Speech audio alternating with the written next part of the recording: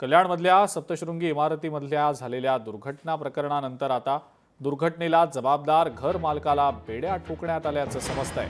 चौथ्या मजल्यावर विना परवानगी फ्लोरिंगचं काम सुरू होतं अशी माहिती मिळतेय।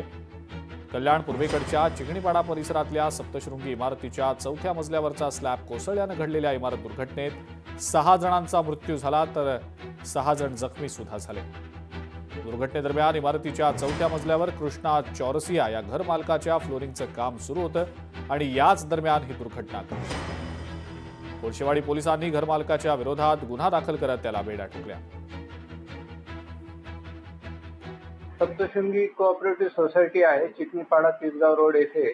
तिथे काल दिनांक 20/5/2025 रोजी दुपारी 2 वाजेच्या सुमारास सदर बिल्डिंगमध्ये चौथ्या मजल्यावर एक इसम त्याच्या घराचे फ्लोरिंगचे काम करत होता। ते फ्लोरिंगचे काम करत असताना त्या फ्लोरिंगचा स्लॅब कोसळून तो खालच्या स्लॅबपर्यंत पडला आणि ते 4 स्लॅब एकावर एक पडल्यामुळे त्या बिल्डिंग मधले 6 लोक जखमी झालेले आहे आणि ह्या दुर्दैवी घटनेमध्ये 6 लोकांना मृत्यू पण आलेला आहे।